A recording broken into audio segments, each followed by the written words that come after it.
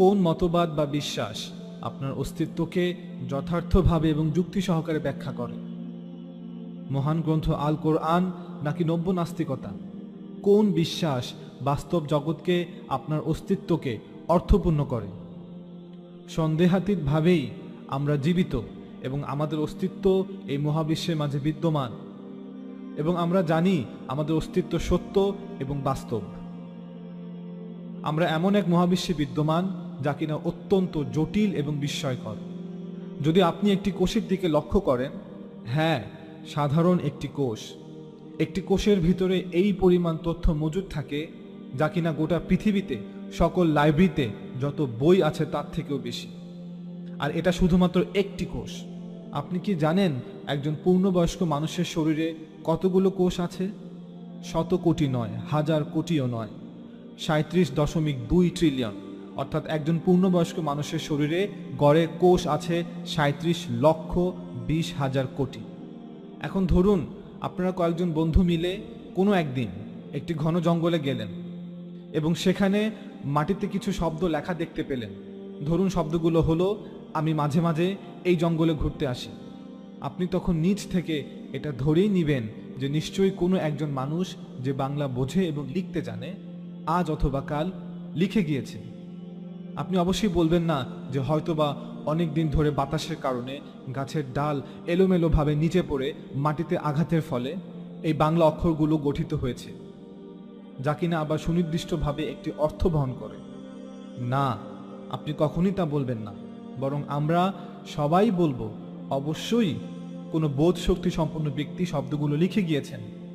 তাহলে কিভাবে আমাদের শরীরের এই অগণিত কোষ, এই বিশাল মহাবিশ্ব যেখানে আমরা বসবাস করি, যেখানে আছে একাধিক প্রাকৃতিক আইন, রাসায়নিক আইন, জৈবিক আইন এবং প্রকৃতিতে থাকা অন্যান্য সকল আইন, এই সূর্য, পৃথিবী, চাঁদ এবং তাদের দূরত্ব কিভাবে এতটা সঠিক যা সকল জীবন বেড়ে ও গড়ে ওঠার জন্য অপরিহার্য? কিভাবে এই সকল কিছু যা আমাদের এই প্রকৃতিতে বিদ্যমান তা এমনিভাবে ভাগ্যক্রমে ঘটে যাওয়া কোনো একটি আকস্মিক দুর্ঘটনা?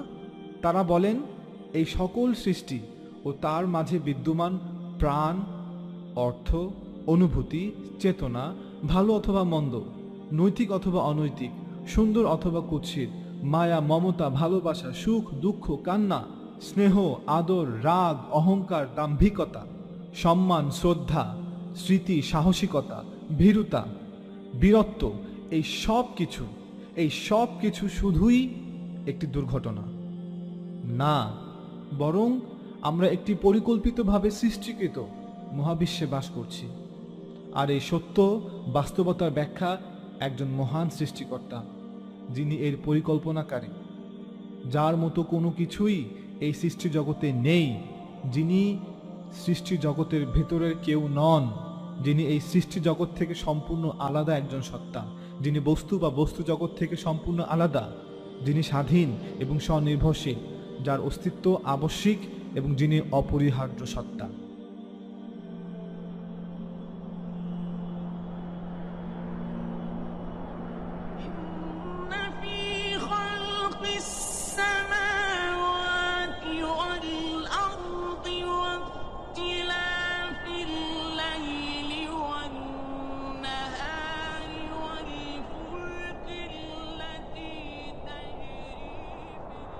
Indeed, in the creation of the heavens and the earth, and the alternation of the night and the day,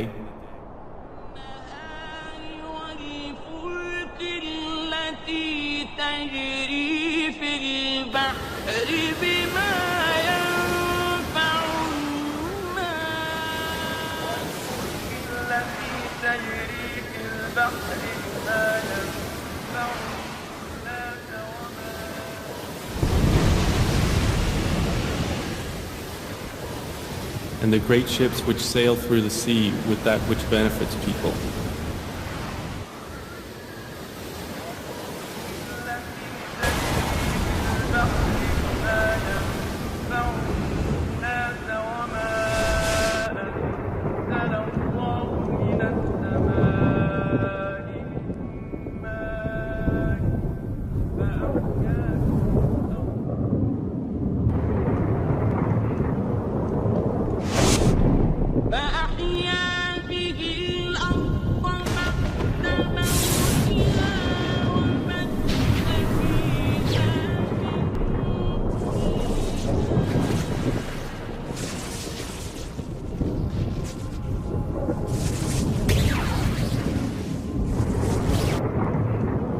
what Allah has sent down from the heavens of rain, giving life thereby to the earth after its lifelessness.